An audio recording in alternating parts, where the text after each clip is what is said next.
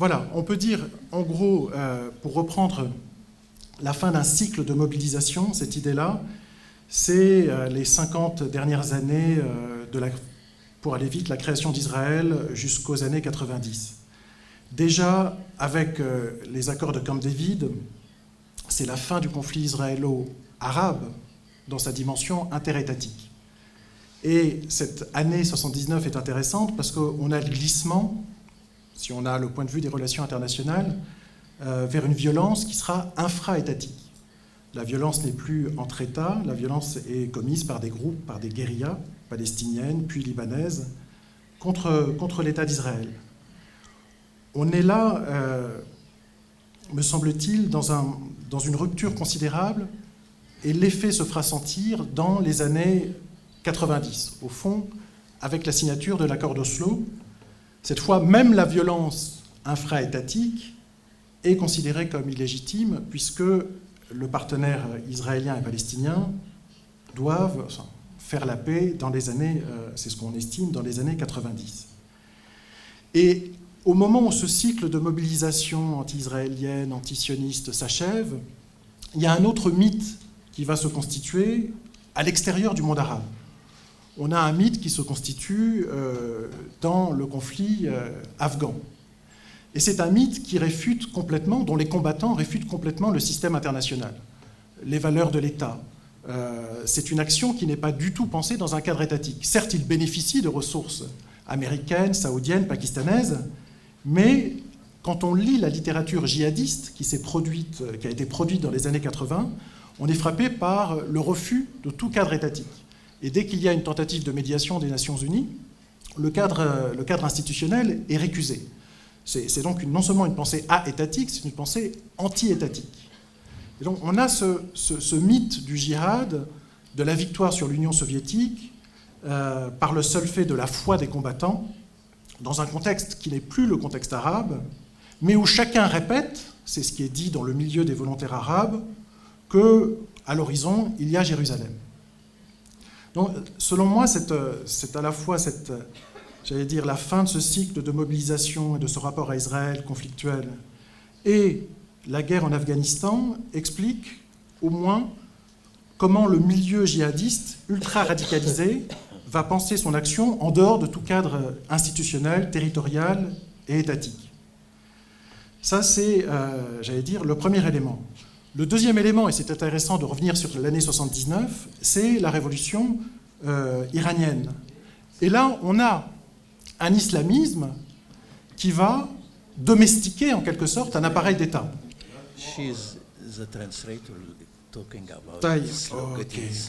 D'accord. Donc on a, pour la révolution de 79, en Iran, un islamisme qui va, de façon très originale, s'approprier l'État, domestiquer l'État, inscrire son action dans le cadre d'un État, qui est l'État iranien, en doublant ses institutions par des institutions révolutionnaires, en précisément exploitant la guerre contre l'Irak pour avoir des institutions révolutionnaires qui vont mobiliser la société, mais c'est un islamisme en milieu chiite qui se réconcilie en quelque sorte avec la structure étatique. Et je crois que c'est très important d'avoir ces deux dynamiques présentes à l'esprit pour expliquer la situation d'aujourd'hui. Plus tard, la projection de puissance de l'Iran au sud Liban et dans les territoires palestiniens, enfin surtout à Gaza, va permettre à cet Iran révolutionnaire chiite de monopoliser la lutte infra-étatique contre Israël, alors que les autres combattants en sont privés. Et c'est de cette façon-là que va naître, selon moi, une autre dynamique, qui est la dynamique confessionnelle entre sunnites et chiites, parce que les radicaux sunnites, islamistes, vont considérer que les chiites sont des menteurs, sont des hypocrites.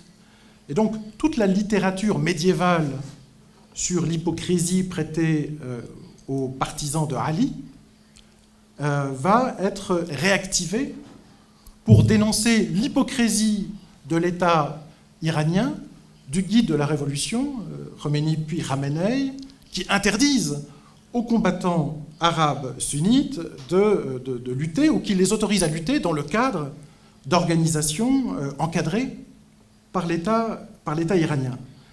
Donc voilà, c'est juste avoir ces deux dynamiques en présence, une pensée qui se construit contre l'État, une autre qui approprie l'État, et au fond un islamisme sunnite qui a un effet déstructurant, et un islamisme chiite qui structure la communauté chiite, alors que les chiites étaient dispersés dans la vie politique en Syrie, en Irak, au Liban, dans le Parti communiste ou au Parti basse. Cette fois, ils sont réunis, unifiés, derrière une autorité religieuse, grâce à la doctrine que certains connaissent ici, du Wilayat al-Faqih, où, pour le faire vite, le guide est en quelque sorte l'interprète suprême de l'action légitime, en l'absence du Mahdi, en l'absence d'autorité religieuse de nature divine. Voilà, ça c'était, si vous voulez, la première chose. À partir de là, la radicalisation sunnite va évidemment se nourrir de toutes les situations de crise.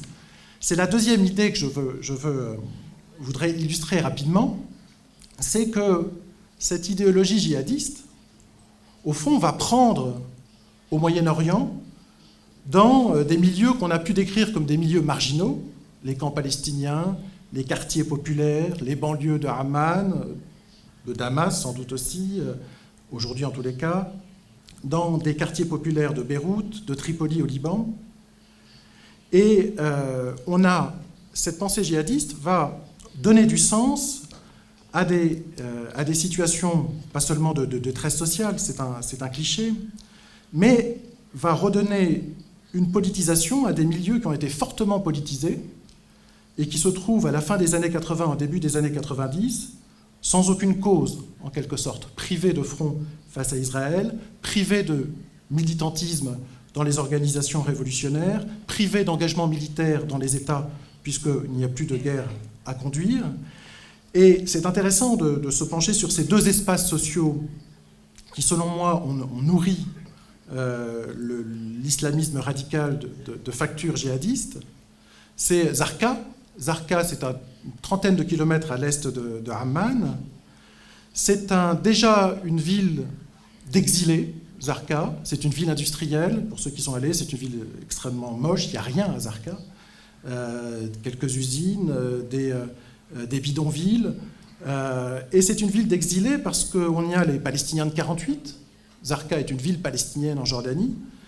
On a les Bédouins, les Banu Hassan. Alors les Banu Hassan ont des liens solides avec le régime hachémite, mais ce sont également des déracinés, puisqu'ils ont été fixés à Zarqa lorsque le régime a construit des casernes militaires pour installer une partie de la tribu à Zarqa. Au début des années 90, on a aussi les exilés palestiniens qui ont été chassés du Koweït. Bref, on a un ensemble humain dans un lieu qui est aussi un nœud de communication avec des camions qui partent vers l'Arabie Saoudite, vers la Syrie, vers l'Irak. Et c'est un lieu de mobilisation où il y a un climat de délinquance. Alors c'est évidemment dans ce climat-là que Zarqawi a émergé comme figure combattante. Mais s'agissant de Zarqawi, c'est quand même intéressant de penser, avec le recul, que c'est le petit voyou de Zarqa qui a gagné, au fond, sur le fils de famille qui était Oussama Ben Laden, ou sur le chirurgien Zawahiri, dont le grand-père maternel était ici même le secrétaire général de la Ligue arabe. C'est le voyou qui a conduit la lutte à la fois contre l'Occident, mais surtout, dans les années 90, contre les chiites, années 90 et 2000, alors que Ben Laden et Zawahiri veulent incarner le consensus sunnite en fixant la lutte contre l'impérialisme occidental, les croisés, les juifs, etc., sans aborder, surtout ne pas aborder la question confessionnelle, pour unir les rangs. C'est l'homme du Levant, de la Grande Syrie, qui l'a emporté sur l'homme de la péninsule arabique. Et c'est ce paradoxe qu'il faut essayer d'expliquer. Évidemment, tous les idéologues et la plupart des grandes figures combattantes sont passés par Peshawar dans les années 80, ou à la fin des années 80. Et Zarqawi, qui arrête ses études au niveau de la 3e, qui, grâce à son piston tribal, a un petit boulot dans la municipalité de Zarqa, part dans un milieu qui est quand même politisé, il y a beaucoup de frères musulmans, c'est aussi là où a vécu le théoricien du djihad Abdallah Azam, à Zarqa. Il part en 88 à Peshawar. Et là, il va acquérir les outils religieux qui lui manquent, et une partie de la conscience politique qui lui manque, en rencontrant diverses figures religieuses, un cheikh égyptien, qui est Abu Abdallah al-Muhajir, qui va lui insuffler, de façon très abstraite, la haine du chiisme et la haine des chiites, en, évidemment, appuyant cette haine sur des textes médiévaux. C'est aussi là où il va rencontrer un autre Palestinien, dont le nom m'échappe évidemment un instant, qui est Barkawi, et qui est aussi un des théoriciens du djihad, son nom va me revenir dans un instant, qui avait écrit La communauté d'Ibrahim, l'épreuve évidente de l'impiété du régime saoudien, Al-Kawashif al-Jaliya, les Kufr al-Dawla al-Saoudiya, et qui va devenir en quelque sorte son mentor. Ces deux personnages vont revenir à Zarqa, établir des cellules, finir en prison. En prison, Zarqawi va s'émanciper de ce cheikh palestinien et profiter de l'établissement de l'émirat des talibans pour créer son propre camp d'entraînement à la fin des années 90 en Afghanistan. On a, dans les années 90, toujours selon moi qui sont la clé pour comprendre la situation de radicalisation actuelle, une religiosité provoquée par les régimes. Alors, l'exemple le plus facile, c'est l'exemple de l'Irak. L'Irak, à partir de 1994, a mis en place une campagne pour la foi, Hamlat lil-Iman, a demandé aux officiers d'apprendre par cœur le Coran pour pouvoir bénéficier d'une promotion, a mis en place un colloque, le lancement de la campagne pour la foi, où toutes les figures de la Narda, y compris les plus récentes, Taha Hussein, Qassem Amin, Hicham Djaït, etc., ont été récusées, où le conflit islam-Occident a été répété. C'est aussi le moment où toutes les femmes dans l'administration irakienne prennent le voile. C'est le moment où Saddam Hussein autorise la création et la construction de mosquées, jusqu'en juillet 1998, ou même avant, jusqu'en 1996 en Irak. Il ne devait y avoir à Bagdad et dans toutes les villes irakiennes qu'une seule mosquée par quartier, et cette interdiction saute. Il y a à ce moment-là une prolifération de mosquées. Et j'avais rencontré le conseiller religieux de Saddam Hussein, Abdelhamid El-Omayyem, qui m'avait dit Saddam a été très intelligent, il a préempté une dynamique qui aurait pu se retourner contre lui. Et donc toute cette génération aujourd'hui, je vous والظاهرة الأصولية نموذج واضح لهذا. الأصولية الإسلامية في العقل الغربي غالبا يميل إلى قراءتها في سياق ما يسمى بعودة المقدس. في السياق الإسلامي الشرق أوسطي هناك قراءة أخرى مختلفة. في السياق الغربي الذي يتحدث عن عودة المقدس قائم على سياق التطور اللي حدث في الغرب في قبل 3 قرون. اللي حدث انه مع التطورات الهيكلية في البنى الأساسية للاجتماع، البنى الاقتصادية والاجتماعية والعقلية، حدث صدام هائل بين النظام الاجتماعي وبين النظام الديني. كانت النتيجة تراجع النظام الديني، تراجع الدين.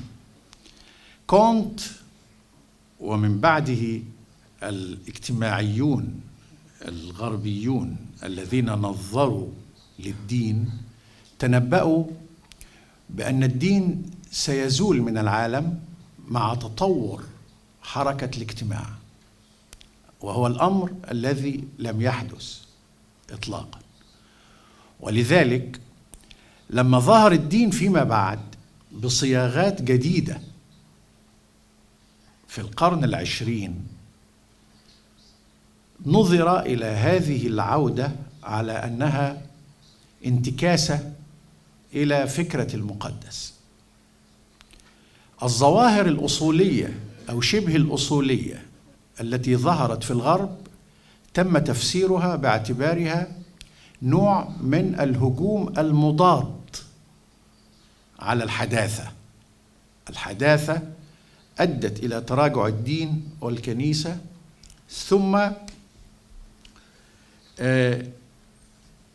أراد الدين أن ينتقم من تراجعه، فكانت هذه الانتفاضات أو هذه الظواهر أو هذه الأشكال من العمل الديني الذي شكل ما يشبه المفاجأة للعقل الغربي الذي كان يتوقع أن الدين سينتهي وسيزول.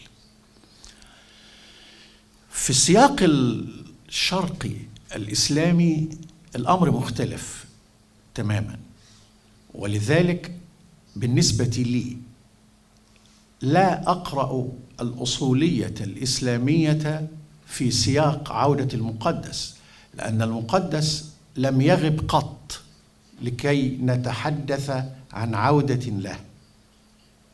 ما غاب الدين عن السياق الشرقي الإسلامي في أي لحظة من اللحظات، ظل قائما وظل عميقا في الاجتماع وفي الروح وفي العقل. هناك تفسير مختلف تماما للتطرف الديني للأصولية الإسلامية بوجه خاص. بالنسبة لي الإسلام في الشرق لم يواجه سؤال التطور، ولم يواجه حركة الحداثة، ولم يضطر إلى الدخول في معركة كسر عظام كتلك التي تعرضت لها المسيحية في السياق الغربي. التطور الذي حدث في الهياكل الكلية للاجتماع في منطقة الإسلام لم يصل لا من الحجم ولا من العمق لدرجة التحول عن النظام الاجتماعي الذي أفرز الدين، وبالتالي لم يحدث صدام حقيقي بين النظام الديني وبين النظام الاجتماعي. هنا لا يمكن للحداثة أن تمثل هجوما مضادا عليها، ولكن الحداثة هنا ستمثل تهديدا وشيكا لا مفر منه مع سؤال التطور، تهديد وشيك أمام الدين. الأصولية في حالة غياب الكنيسة في الإسلام هي الممثل الريبريزنتيف الذي يمثل الدين في معركته المرتقبة مع الحداثة. ولذلك فالأصولية الدينية هي هجوم استباقي، رد فعل دفاعي استباقي حيال الحداثة التي ستفرض ذاتها. وأنا حين أتحدث عن الحداثة لا أعني المفهوم الاصطلاحي التنويري الفولتيري الذي انقلبت عليه مفاهيم ما بعد الحداثة. أنا أتحدث عن الحداثة بالمعنى المطلق الزمني البحت المباشر الذي أسميه قانون التطور. قانون التطور يعني أن حركة الاجتماع متغيرة بطبيعتها، بينما حركة الدين ثابتة بطبيعتها. فعند لحظة ما لابد من الصدام بين النظام الديني الجامد وبين حركة الاجتماع المتغيرة. هذا قانون طبيعي من قوانين الاجتماع، وهذا أيضا قانون طبيعي من قوانين الدين الثابتة، لأن الدين لا يستطيع أن يتخلى عن جموده وثباته بسبب فكرة المقدس، وبالتالي الصدام حتمي بين حركة الزمن أي الاجتماع وبين النظام الديني. الأمر أمر وقت، في لحظة ما سيحدث الصدام. التطورات التي حدثت في الاجتماع الإسلامي لم تؤدي إلى تحول التناقض إلى صدام، وإنما كانت كافية حتى الآن لإحداث توتر شديد هو ما نقرأ انعكاساته الحالية في الأصولية. نعلم أن الدين في المسيحية الغربية كانت تمثله الكنيسة. عندما انهارت الكنيسة وتراجع الدين، ترتب على ذلك أن الدين فقد الهيمنة التي كانت تقوم عليها الكنيسة في المجال العام كله وفي المجال الخاص، ولكن الدولة لاحقا ستعود فتتغول على جزء من المجال الخاص. في النهاية التطرف الإسلامي، الحراك الإسلامي، الصراخ الإسلامي، التصاعد الإسلامي الآن لا يمثل حالة انتصار نهائية، وإنما يمثل رد فعل دفاعي يستبق المعركة مع الحداثة. ليه الأصولية هي التي تمثل الدين هنا؟ بسبب غياب المؤسسة المنظمة بالمعنى اليهودي المسيحي. في المسيحية قامت الكنيسة بتنظيم عملية التراجع أمام الحداثة. في الإسلام لا توجد هذه الكنيسة، ولذلك يتسنى لأي أحد أن يعتبر نفسه ممثل الدين ويقوم نيابة عن الدين بالمعركة مع الحداثة. نفتح النقاش لمن أراد في هذين البعدين، السياسي ولا في بعض في الإطار العام اللي انت حكيته طبعا، وإن لابد يكون فيه تجاوز للكلام عن التشخيص والكلام عن المشكل. أوكي، ولكن حقيقة يعني رغم أن ده صحيح 100%، إلا أن علينا أن نفهم أنه في مجال الفكر التشخيص يختلط اختلاطا أساسيا بالعلاج. يعني أنت لا تستطيع أبدا أنك أنت تقدم علاج لشيء وأنت مش فاهمه، بل أزعم أنه تقريبا في مجال الفكر حين تصل إلى التشخيص الصحيح فأنت وجدت الحل. أنت تريد الحديث عن الإجراءات التحتية اللوجستية العملانية، وهذا شغل السياسة وشغل الاجتماع، وارد، كل ده حقيقي. ومع ذلك فحكاية مجانية التعليم ليست هي إشكالية عبد الناصر. عبد الناصر بالنسبة للتعليم، بالنسبة للتعليم، إن التعليم فيه إشكاليات أعمق بكثير جدا من الفكرة دي، لأن التعليم على سبيل المثال أديك حاجة أخطر من ده، ازدواجية التعليم ووجود تعليم ديني إلى جانب التعليم المدني. ده بيلغي كل إمكانية للتحول إلى عقل عقلي وإلى روح مدني طبيعي، بتعمل نوع من الشيزوفرينيا والانقسام الروحي النفسي العقلي في داخل الفرد، وبالتالي على مستوى المجتمع. دي مشكلة يعني في غاية الخطورة. يعني نترك للآخرين. تفضل. تفضل. Bonsoir. Bonsoir. Je vous remercie pour vos interventions qui, même si elles étaient à deux niveaux différents, étaient très complémentaires. Seulement, il y a quand même quelque chose qui me dérange. بالفعل جامد وثابت. أنا هنا أتكلم عن الدين التاريخي، إنه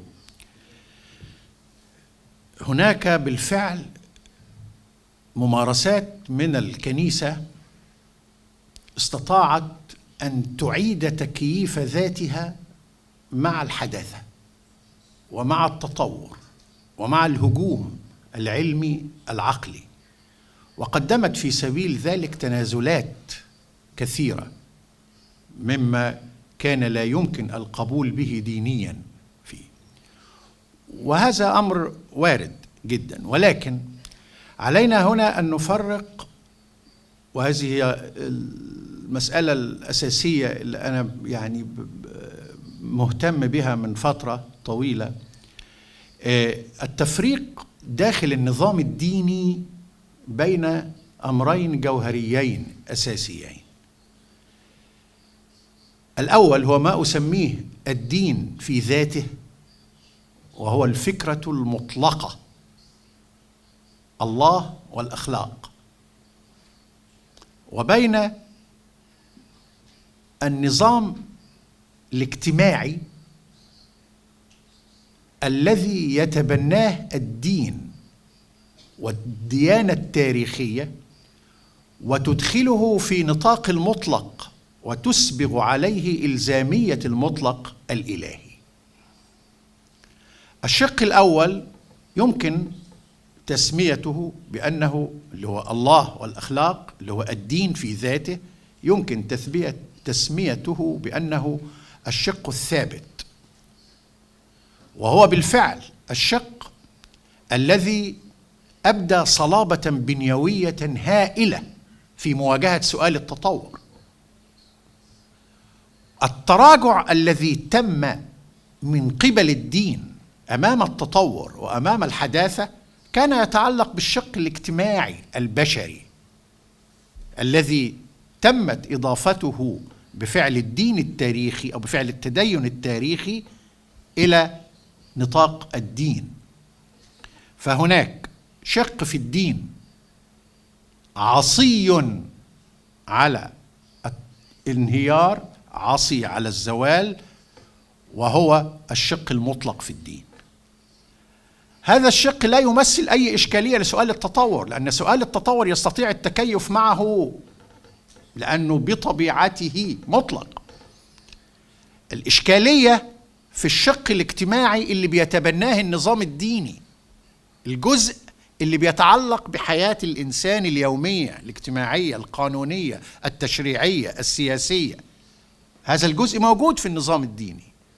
هذا الجزء لا يمكن بحال من الأحوال أن يتكيف في حالة جموده مع حركة الاجتماع المباشرة. هذا هو الشق الذي أتكلم عنه باعتباره الذي يمثل التناقض الرئيسي الحقيقي بين النظام الديني والنظام الاجتماعي الخام النظام الاجتماعي الطبيعي الاعتيادي. اسمح لي. أنا متفق معك تماما في أن الحداثة لم تكتمل، وأن دولة علمانية أو دولة حتى وطنية بالمفهوم المعياري الغربي لم تكتمل في مصر أبدا. بل أزيد على ذلك أن الدولة المصرية رغم استيعابها أو استعارتها لمفاهيم حداثية أساسية زي مفهوم الدستور ومفهوم القانون ومفهوم الشعب حتى، لم تتحول إلى دولة علمانية بالمعنى الكامل قط أبدا، بل ظلت تمارس نموذج الدولة الحارسة للدين المعروفة في نظرية الخلافة مباشرة، ولكن بصيغة عصرية، لأنها ظلت تعتبر ذاتها حامية لنوع التدين الشعبي الاعتيادي اللي في الأرض، واستغلت ذلك توظيفيا باعتباره وسيلة للسيطرة على القوى الأرضية. واحنا دايما بنفرق بين نوعين من التدين: التدين الشعبي الاعتيادي والتدين المعياري أو المدرسي. هناك دائما مسافة بين التدين بتاع عوام الناس وبين التدين اللي مكتوب في الكتاب، التدين اللي في النظرية، التدين الرسمي إن صح التعبير. اجتماعيا وعلى مدار التاريخ في أي تدين، أي نوع من التدين، كان تدين البشر العاديين بينه وبين التدين المدرسي مسافة بسبب غريزة الاجتماع الفردية التي تجعل النموذج المعياري معياريا دائما. لا يستطيع الكيان الفردي الإنساني أن يجيب إكراهات النموذج المعياري بالكامل، ولذلك ألين الدين الشعبي، التدين الشعبي، التدين الاعتيادي ألين. هناك مسافة بين تدين الأرض الاجتماعية وبين التدين المعياري. الإشكالية بتاعت الأصولية عبر التاريخ كله أنها تريد إلغاء هذه المسافة اللي بين التدين الشعبي الاعتيادي، عايزة تحوله مما هو عليه إلى النموذج المعياري الذي تتصوره، يعني حسب تصورها. فالدولة المصرية اللي اعتبرت ذاتها، لأن النخب المصرية في الدولة اصطحبت معها الثقافة التراثية التي ظلت قائمة، لأن الثقافة رغم مفاهيم الحداثة اللي جات لم تتطور عميقا، لم تتغير تغيرا عميقا، ولكن ظلت الثقافة الشعبية تراثية، الدين هو رافدها الأساسي. النخب السياسية لم تتغير عن ذلك، لم تكن بدعا من النخب، ولكن كانت أيضا النخب السياسية حاملة لرواسب التكوين التراثي الديني باعتباره جزءا من الثقافة. وده اللي جعل الدولة المصرية منذ نشأتها الحديثة من محمد علي حتى الآن واعية بدورها كضابط توفيقي بين قيم الحداثة اللي جاية من بره وبين نمط التدين الشعبي الاعتيادي، ضبط، عملية ضبط باستمرار.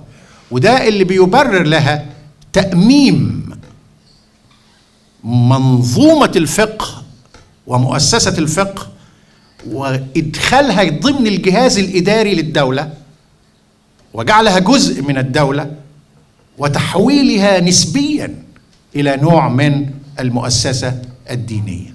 متفق معك.